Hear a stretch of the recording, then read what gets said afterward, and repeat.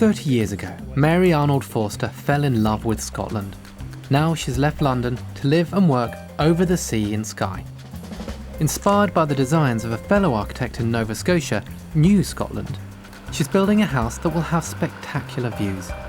But she's got to make sure that her new home can survive some of the worst weather in Britain. I'm planning to build a big shed, really. I mean, I've been looking at sheds for a while now, and I'm building a big shed with huge sliding shutters. Definitely an outdoor house. So it should open up, but it also should be able to close down when the weather gets bad, which it does.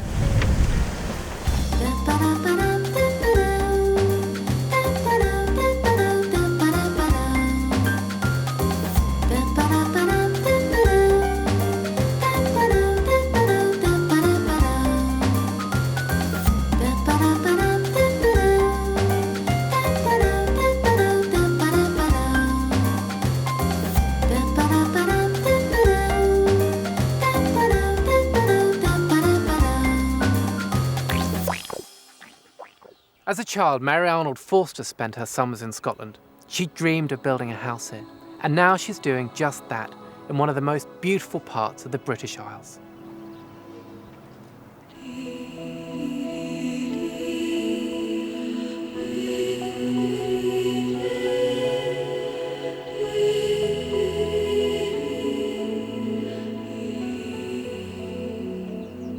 Mary was drawn over the bridge to the Isle of Skye by the beauty of the landscape and the promise of work with an established architect's firm that practices throughout the Western Isles.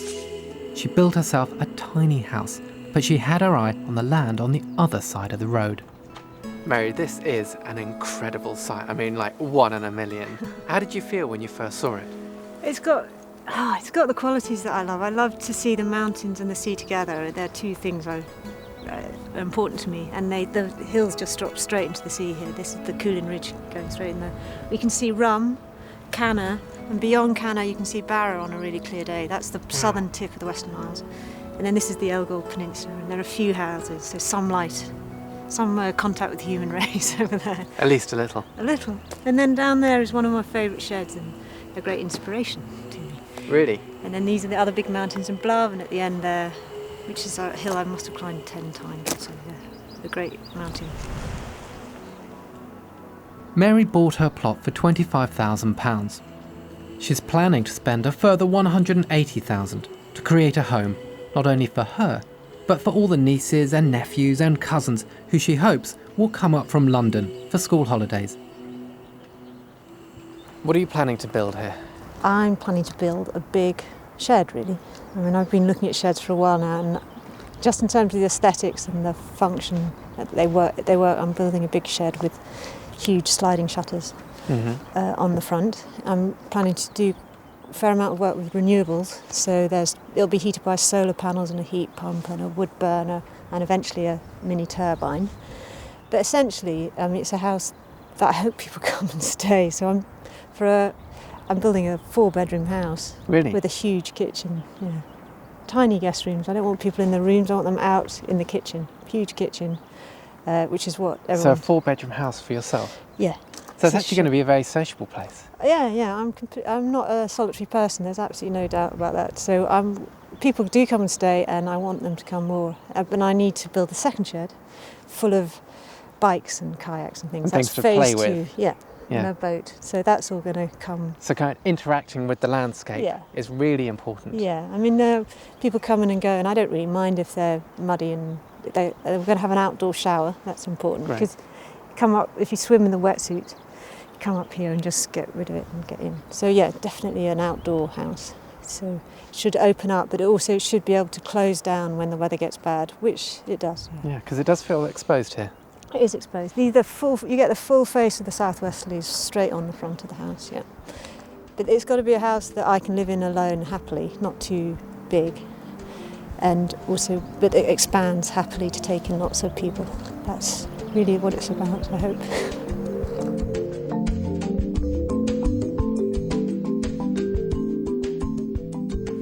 When Mary says she's building a shed, she doesn't mean the garden variety or the type men retreat to get away from the wife.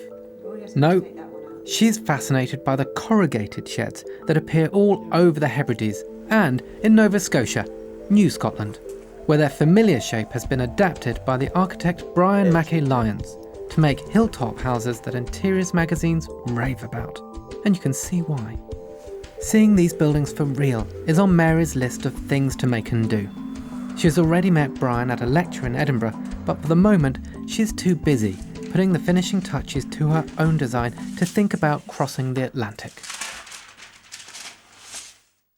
Her big shed, a single-storey building with rooms in the roof, will have a massive kitchen on the ground floor with views across the Western Isles.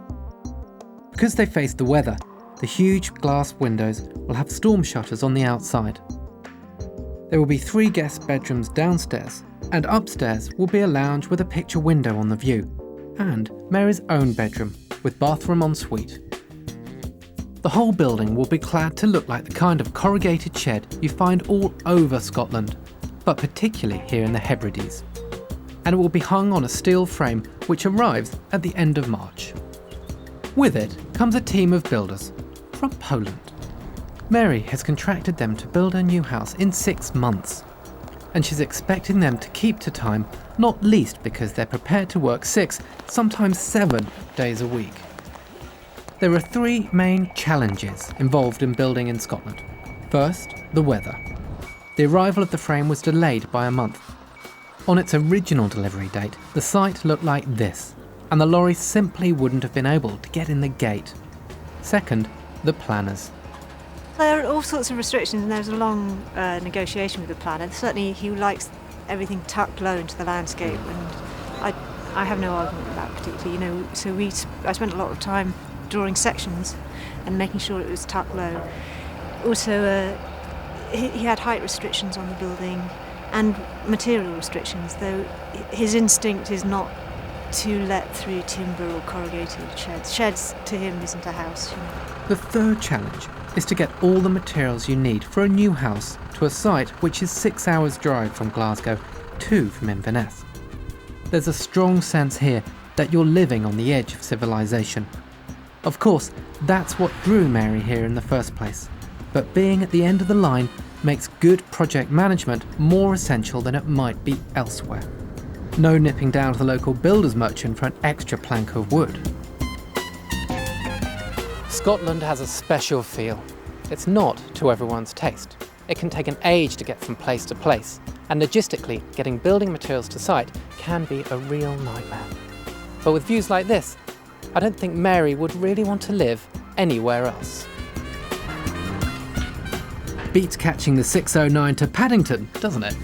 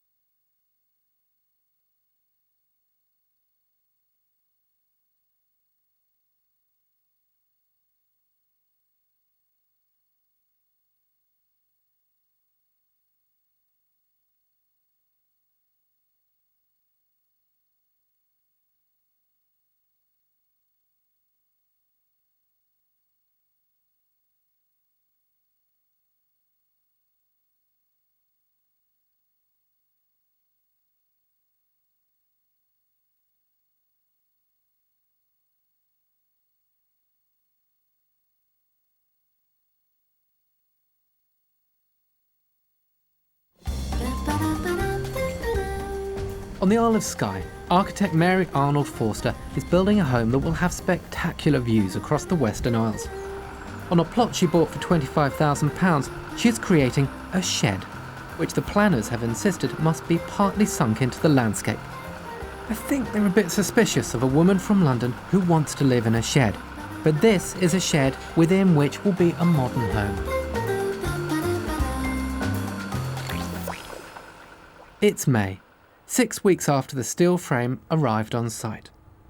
The weather has been kind to the team of Polish builders, who've worked around the clock and coped with the frustrations of getting materials to such a remote site. The foreman has just told Mary that his team will be going home to Poland for a month from the middle of August, around the time she hoped to be moving in. So the pressure is on to ensure that as much as possible is done in the next 3 months. By late spring, the whole building is starting to come together, even if the weather has deteriorated.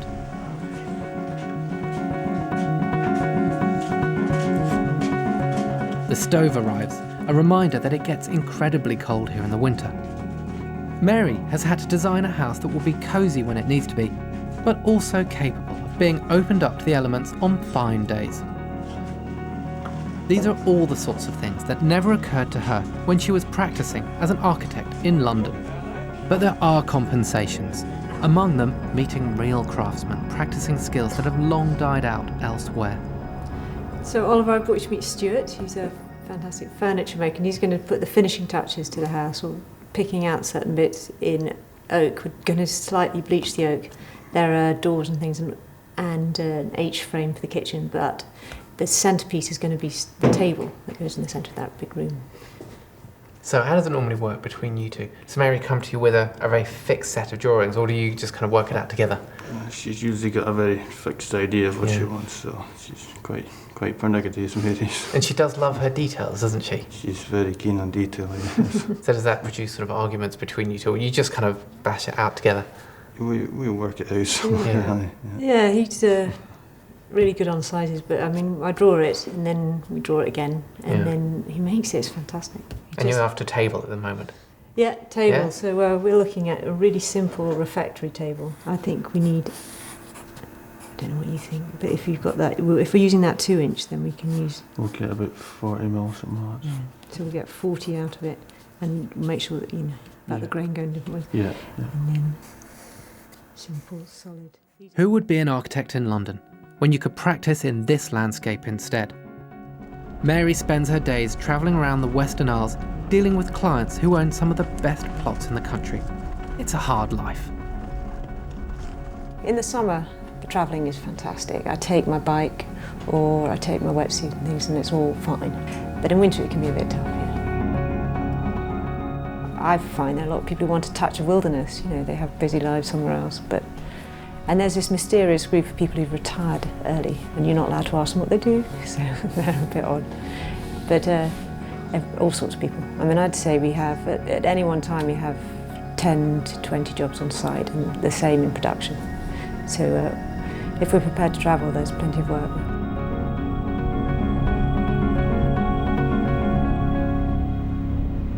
This is Liz. Liz and Angus came to us to design a family house. It was simple as that, about 3 or 4 years ago. And this is the result. Yeah. It's spectacular, isn't it? It is. What happened when you asked her to come in and take a look?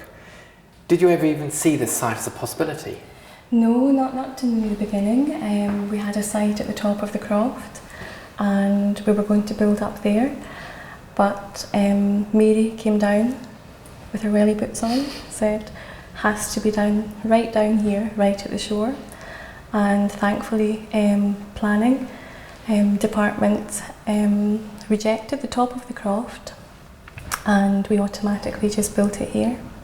If the sky's blue, the sea's a beautiful colour of like turquoise and blue, and each day, depending on the tide, sometimes it goes out further or not.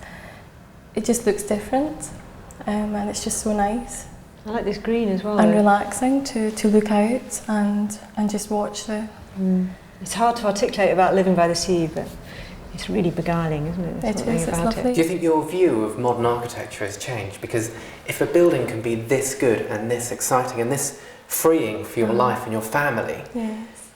do you think it's kind of changed your view? Well, I think it has. I think everybody should have a house like this. If they I would can. love to. Everywhere you walk, there's a window to look out, upstairs and downstairs. And it's all very carefully thought out, so it's not just any window in any location. No. You look out of this window and you see that beautiful old tree and the old croft behind it, and then the water and then the mountains. Yes. It feels like it's all been put there just for you. Oh, well, it hasn't. It hasn't, but we're very lucky because there is so much space and freedom, and we're not so close to neighbours. Living in each other's pockets. It's very kind of free, relaxing living, I think. Wonderful. I've got to say, I'm just so jealous. Oh, no.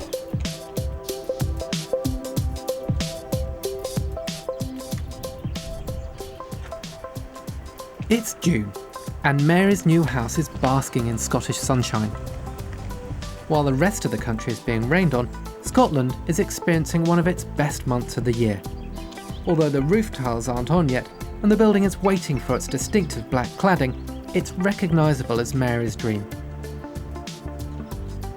I can't wait to get inside the house that I last saw on her drawing board. Mary, hi. Hiya. How are you? Not bad, not bad. Wow, every time we come to the site, it's incredible. You walk down the drive and you see the bay, and now you see the house in the bay as well.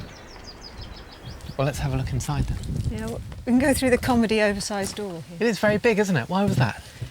Well, there's several reasons. One is there's a datum line at 2250. 250. I know. You're such an architect's Becky, aren't you? so. But also, I made the last house, I slightly undersized the door, so this is compensation for all my extra tall friends. Let's go to the big door then.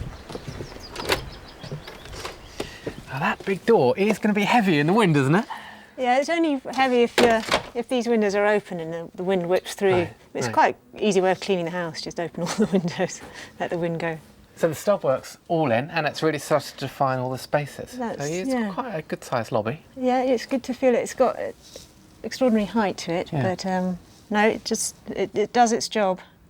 I mean, this is where you take your boots off. Yeah. And this is why I've got the slot of glass here, and this is the only light in this lobby. Right. So you're just going to sit there, take your boots off? Yeah, little oak bench made Yeah. by a furniture maker up the road. Yeah. Um, And then the shoes go And then there's here? a track of, a load of shelves there Yeah. for boots. It's really interesting how the architecture of this building is so defined by your kit and your boots and your wet weather gear and all the stuff you need in order to live outside there. Yeah, I mean, there's going to be a mat well here, Yeah. and then all the coats will be here. And that's it. That's all you need for a lobby, I think. Wow, this is a great space for living in. Yeah. The proportions are lovely in here, aren't they? It's a really high ceiling, Yeah, and it feels about right when you compare it to the kind of proportions of outside. Yeah, no, it's important to me to raise the ceiling in this space for the size of it. And there's a split section in the building. It's all in the section. And you can see when you go upstairs why it's important to lower the ceiling there for that room. Mm-hmm. But everyone lives in a kitchen, you know. Yeah. And once the deck's in, the level of the inside and the out is one. So you can drift in and out. And because they're sliders, the wind won't whip them shut and things. Yeah. We've also yeah. got these midge screens, which is quite new, so that'd be nice. Again, what's going on outside is going to Yeah. affect the way you live here so much. So the midges in the summer are They can be terrible. I mean, on a windy day or a really sunny day, you don't feel them. People are really worried, but they can be terrible, there's no denying. And so to be able to open the windows and not get the midges in is important, yeah. And the windows are such an incredible feature. I mean, it just frames that view so beautifully. And there's so much out there that's so dynamic, changing the whole time, every day. Yeah, that's, And through the seasons as well, of course. yeah. It's like, you get the most glorious sunsets here ever. You know, I've travelled a bit, but these are the best sunsets I've ever seen. What's incredible about Scotland is the speed at which the weather can change. In this case, in the time it takes us to walk from downstairs to the first floor. I can't believe how quickly the weather can change out here. It's amazing. Right, I mean, it's big weather here. You've got to enjoy it, and you've got to go with it. Otherwise, it's a mistake. It changes all the time. It changes day to day. And it must have really Wow, right. influenced the way that you've designed this house, because it feels like this is a house that's really set within the landscape and within the weather. Well, there are specific windows for specific views and for specific times of day Yeah. and even times of the year, but you have to embrace it, or it's a disaster, really. I mean, this is southwest facing, and in the spring and autumn you benefit from the sun thermally and just in terms of pure joy. But in summer it can overheat, so I have to have a system of shielding the sun as well. It ranges from the most blazing days to storms like that very quickly. But what I particularly like is, I know what time of year it is, more or less from where the sun's setting from this view. This is going to be your bedroom. Where's the bed going to be? It's centred on the roof lights. But there's a critical height, which I think is 1200, where you have to be able to sit up in bed and read.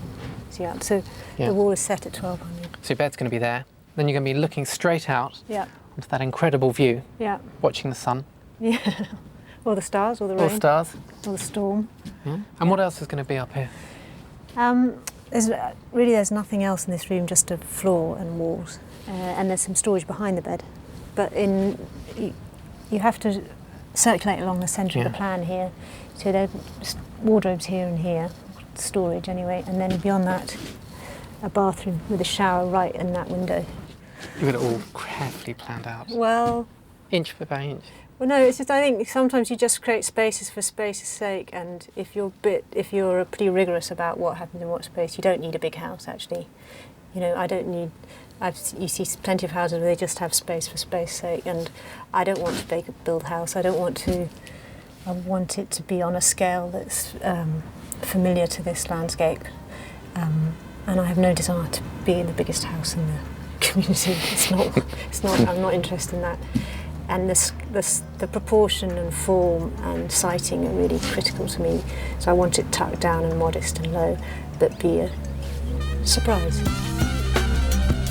Next stage, roof covering, to keep out that weather, and the all-important cladding, the camouflage required by the planning officer. These are the fibre cement cladding panels that the builders will be applying to the walls and to the roof. Over the next few weeks, this building will change dramatically. It'll settle into the landscape and become the shed that Mary has always dreamed of. Talking of dreams, I'm taking Mary to Canada to see the work of Brian Mackay Lyons. In Nova Scotia, he takes the shed concept to new heights, literally. Building on the tops of hills, he's able to do something that planners would never allow in Scotland, and has created the kind of interiors that Mary would like back home in Skye. How's he done it? We're about to find out.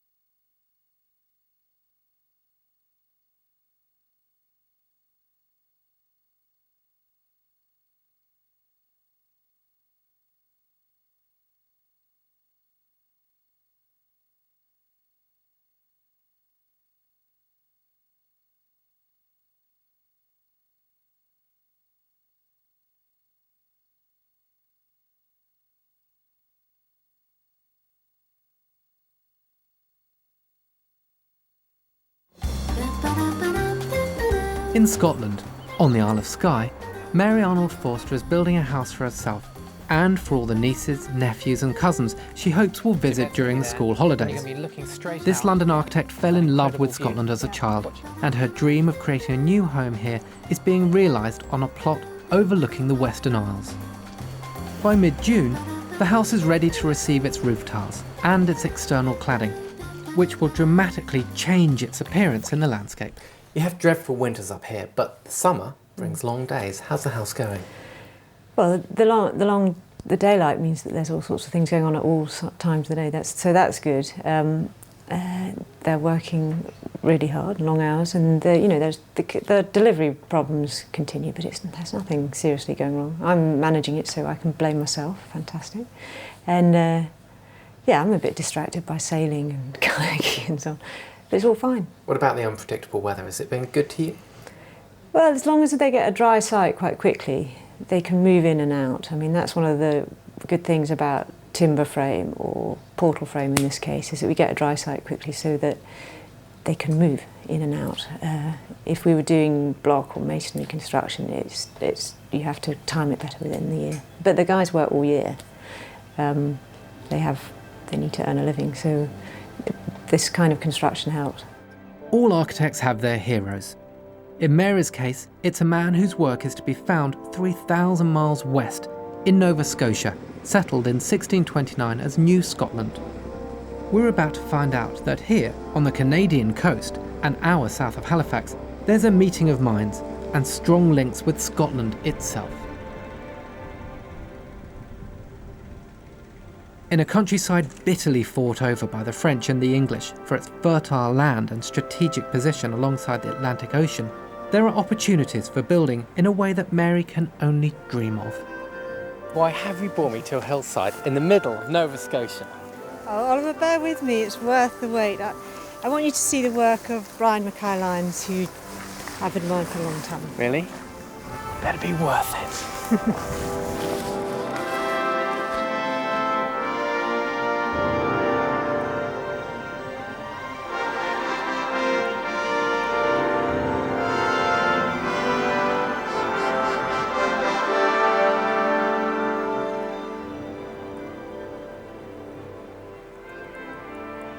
This is really a landscape project, as most of my work is. And for 25 years I walked over this horizon, over this hilltop, to try to get that sequence, of sky, green sky, ocean horizon, water.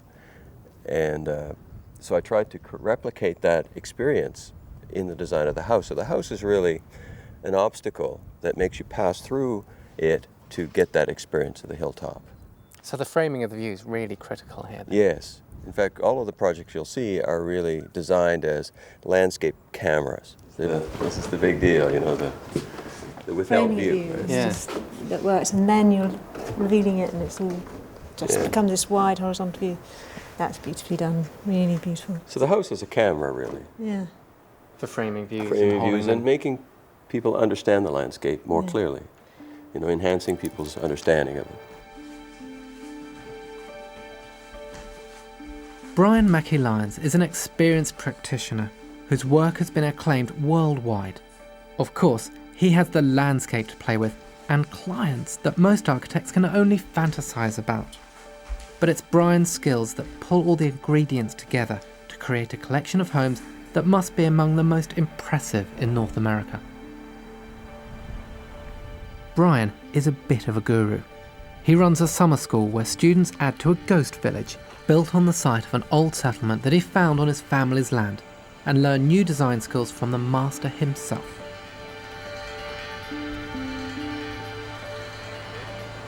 They get the chance too to see how Brian's architectural philosophy has been applied in the houses he's built for clients all along the Nova Scotian coast. A philosophy that has informed the type of interior space Mary wants to copy back home.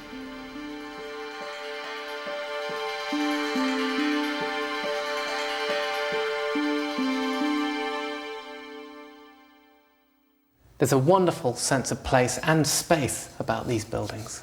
Well, all of these houses are trying to make a kind of body-centered environment for people, that they feel like this is their place in the world and that they can see all around. This is kind of a panopticon. You can see 360 degrees. And of course, an important aspect of making place here is the connection between the two hilltops.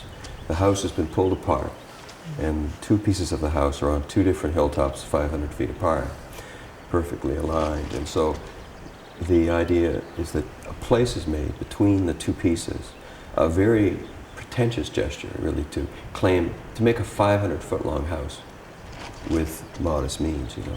I love the way that the architecture comes out of the rhythm of the structure, that, you know, that's very much part of the space as well, how you do even pick your way through the structure upstairs. Yes. And it's also reflecting the materials, the difference between the surface and the beams and so on. And it's for quite a small space, all this double height gives it such volume and such joy. You know, it's uplifting. It doesn't depend on the materials to do it. That's the thing. You know, architecture journals are full of very opulent, very expensive houses with very expensive materials. And I'm much more interested in the space and the idea and the landscape. You know, how it makes you feel right here and how you understand the landscape. And the means you do it with are not the point of the game to me. Mary's got these issues in Scotland that she has to sink her house into the ground. But your architecture seems to be very bold and sits right up there on view. Why is that? Frank Lloyd Wright said you never take the top of the hill to build on it. You always have to leave a clearing at the top. I think you destroy a hill when you build halfway up the hill. You destroy the face of the hill. Now, when we came, you could see the house appeared to be sinking into the ground behind the hill. That's what happens when they're right on top of the hill. They look like they're behind the hill. So I would say, in order to preserve the hill, you must build on top of the hill. Nowhere is that better illustrated than in the Hill House, built for a Dutch couple who emigrated to Canada 5 years ago. It's everything that Brian Mackay Lyons believes in, and even though Mary knows she'd never get permission to build on a hilltop in Skye, the design principles, the use of materials, the whole approach, that's what she'll take home from Nova Scotia. It's given her lots to think about. I always think it's lovely to get away. I think it's such an inspiration. Yeah. But how are things going back in Scotland? Not bad. Problems arise and they get solved. It's quite... the guy who's working on the interiors, he's taking his time. He's a furniture maker and he just let him get on with what he does. But he's doing it beautifully. Yeah, Yeah. I hope so. Yeah, I think so. Was it worth travelling 3,000 miles and has it inspired you?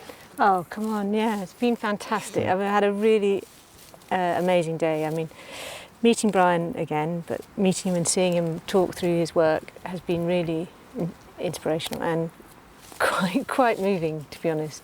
The way he talks about the place and the people and the materials and the references has been it's been wonderful, and he's been really encouraging to me as well, which is just great. In a way, it restores your faith in architecture and the opportunities that it can give. And I love that support across the Atlantic. You know, Yeah. there's someone out there, and I think that's great. And he just said, "Be brave and keep going." And it's been great to meet him. Yeah, I've loved it. Look at this place, though. As I well. know, it's incredible, isn't it? Come on.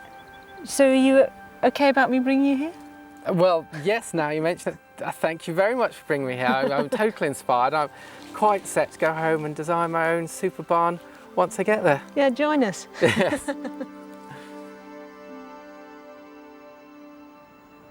Back in Scotland, Mary's house in Skye has finally been clad. It's become a black shed settling into the landscape. It's the last day of July, and in 2 weeks the Polish builders will up sticks and go home for a month. While they're away, Mary has arranged for a plasterer to transform the interior. But it's important that, before they go, the builders install the rails for the storm shutters that will protect the face of the building. A year ago, in her old house, Mary lived through a dramatic storm, which made her think that if she was to build again, protection from the worst of the weather would be essential. This is southwest and it has all the joy of the southwest, but this is where the gales come in, and that storm was horrible. You know, I'm pretty robust, but that was really horrible. And this is where the storm shutters came in. But they do go back to the barns and the byres that I love, and the way that the very simple way of closing off a space. So in the storm that you experienced in January of last year, Yeah, in my last house. Yeah. what was it like? The glass flexed, which I know it's designed to do, but it flexed quite substantially. Nothing happened. Nothing, I wouldn't be able to build a house then. But you must have known that everything was kind of being tested right to the limit. Yeah, and also there was power cut in the middle of it, of course. So you're have to be, wouldn't there? plunged into the dark.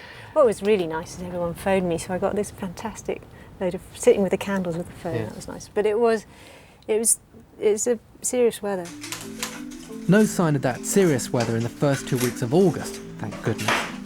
The house is a hive of activity to try to ensure that when they come back in mid-September, the Polish builders can confidently finish it all before the onset of winter. Mary is keen to move in by the end of October at the latest.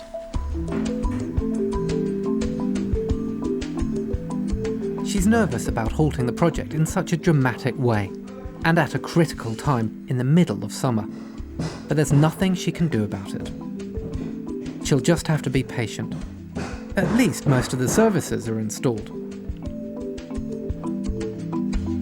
You must be worried that your Polish workforce are going off for the summer and leaving your house empty and the work stopping. No, to be honest, no, because they need a break, they work hard. And also it's been programmed so that the taper and filler comes in and does all the joint work. And because it's dry construction, that is a particular skill. And he needs the space, and so he's going to do his job 3 weeks. So he's on his own, so he'll go around doing the tape and filling, and they'll be back to do the second fix. You're not just putting a brave face on it. No. I mean, I need to. It's fine for them to go home. I think that works for them, and the taper needs his space, so that's excellent. Also, I get to order some of the materials for the end, and they're on long orders. Something. Oh, I know. It'll give you time to go kayaking and cycling and sailing, won't it? I've got to do some sailing. We've got to win a few races. But also I've got my clients. How can I forget? I have my jobs to do. That's right. So I have to concentrate on them as well. Not your own house. No. There are plenty of people who will be pleased to see my house finished, I'm sure.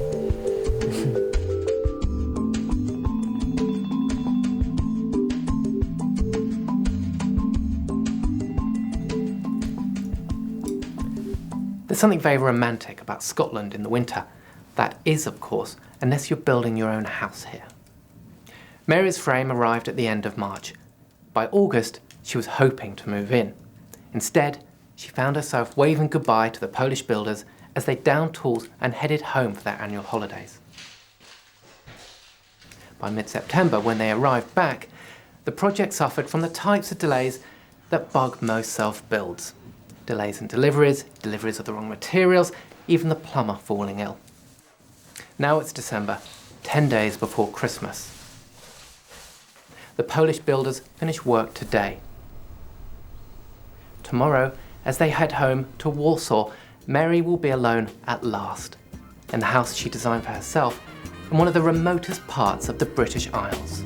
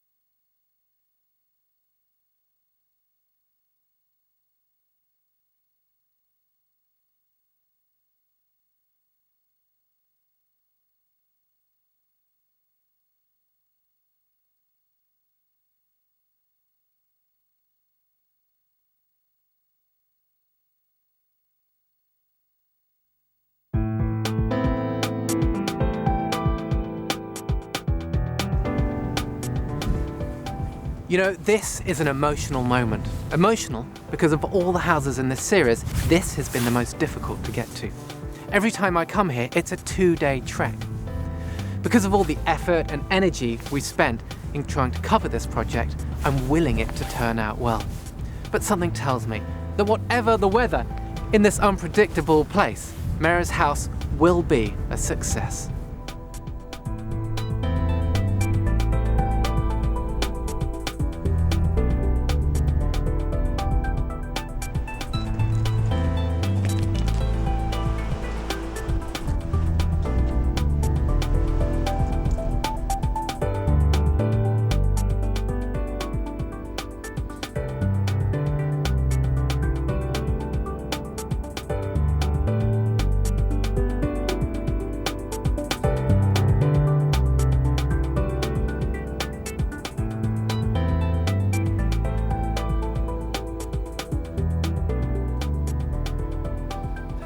I can't believe I picked the most dramatic day of the year to come and visit you in Skye. Yeah. It's terrible weather out there. Yeah, it's wild. I mean, it's mid-December on your northwest Scotland, so yeah, this is a good storm. It's going to get worse, but this is the point, the storm shutters. And I was in my old house in that big storm, January 2005, and it was horrible actually. You know, I'm quite a robust person, but it was horrible. So every so often you just have to give up on the weather and go inwards, and this is why I've got the storm shutters. But it does have a very rugged industrial feel to it, doesn't it? Yeah, no, it's it's cladding as cladding should be. It's not pretending to be anything else. It is corrugated sheet and local timber, but I hope that there's some subtlety to it. Yeah. So the larch will fade. Give it one winter, it will go a browny grey, you know, much like the rocks around here. So. And then once you step inside, here we are, we've got a beautiful kitchen. How did you actually approach the design here? I designed the kitchen rather than a kitchen manufacturer, but there are certain, the units work, and then the top and the sides I designed. Yeah. So you've got Stuart to work some of his magic into the kitchen, and it does add some much needed colour, I think, to the interior, doesn't it? Definitely. No, working with Stuart was really enjoyable. I mean, he does say he doesn't like designing, he just likes making. And that suits me fine, but he did help me, definitely. There's lots of clean geometric lines in here, there? And that contrasts rather beautifully with these chairs. What's their story? These chairs were bought by my grandmother, early 50s, I think. Yeah. Oh gosh, I might be wrong. And they're Basil Spence, actually. They're an architect, Basil Spence. He's a famous modernist architect, isn't he? And there he is going curvy. He did quite brutal, hard concrete buildings, didn't he? And yet these are so beautiful and sinewy and thin and delicate, aren't they? They're wonderful. Yeah, they are lovely, and the way they taper, and they're sort of animalistic legs and things. They're like the deer you get around here in a way. Yeah. But they've got a lot of history. They're well used. They're not just... They've got a wonderful sense of age about them, haven't they? They've been put together and taken to pieces, and my grandmother had them in her house, so I love them. They've lasted remarkably well.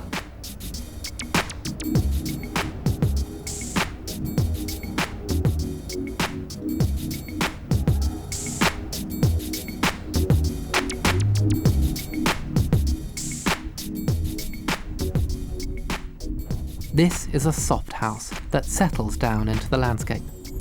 If man has to intervene in nature, it should be like this. Though Mary admires the work of Brian Mackay Lyons in Nova Scotia, I'm not sure such a prominent building would have worked here. Her new house keeps everyone happy. The planner likes the fact that it almost disappears in the long views, and Mary has the view of her beloved mountains that drew her here in the first place. I love this bit of concrete brutalism that you've put up the staircase. Who did this? Oh, the poles, they're fantastic with concrete. It's very tough, isn't it? Yeah, well, there's all sorts of building regs to do with stoves, which I won't bore you with. Yeah.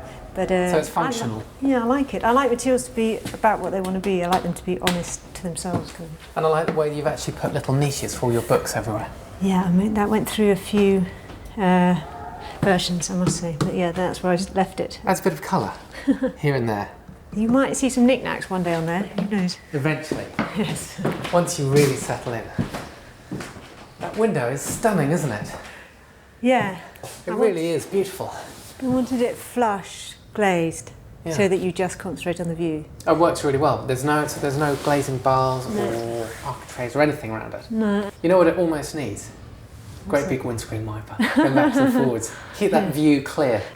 There's lots of windows in this space. You must have light flooding in all different sorts of ways as the sun passes over. Yeah, are there enough? I was so anxious that I hadn't got enough in. But there's definitely, that's where the sun rises and it sweeps around the house, and it's in midsummer it sets there. In winter it sets over there. So you become a bit of a, I think I mentioned it before, a tracker of the day. And what about the colour of these sofas, which are lovely, aren't they? Really, really I comfortable. think I gave in to the woman in the sofa shop. She seemed very clear and very nice. But I suppose they're to do with the outside again. So maybe these are heather colours. So drawing inspiration from heather and gorse and all sorts of things, mossy colours. That's right. I'm still coming to terms with colour, yes. There are a lot of really brilliant things that I love about this house. Yeah. The fact that the space flows so nicely from the outside into the downstairs area, then up into here, and then you've got the kind of public spaces and the private study areas over there. And you get a sense that this is a piece of architecture that works very much from the outside, and the fact that it's a traditional building and, you know, very familiar to the people that will be kind of living in the area. But also from the inside, it's a real piece of architecture because you've got dramatic spaces and intrigue and drama, but also these wonderful views out. Yeah. Oh, really, It's a delicate balance, isn't it? Well, it's really, I just wanted a place that people enjoy being in this place and can use the outdoors and be indoors. Whether they are, I don't think there's an architectural statement to be made, really, and I think architects should resist from showing off in domestic work, particularly. Possibly if I'd given up kayaking or sailing or hill walking, I would have been a better building. But I can't do that. A better building. You seem like you're constantly giving yourself a hard time about a building that, for the occasional observer such as myself, seems beautifully detailed and beautifully finished, and you just keep punching yourself up about it. Why is that? No, You're a perfectionist. No, I just know plenty of architects who would have given up all that in order to make every detail sing, but I'm not that architect. I really enjoy life, and I really have to get out, as you know. It's a balance between having a life and having a house, and your house has to reflect your life and your passions. It's full of compromises here. Are you pleased with it? On balance.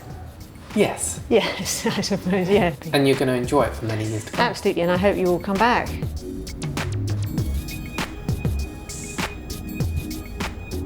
There's another reason why Mary should be pleased with this house. At the start of the project, she told me she wanted to bring it in at £180,000, and she's done just that. Stove and all.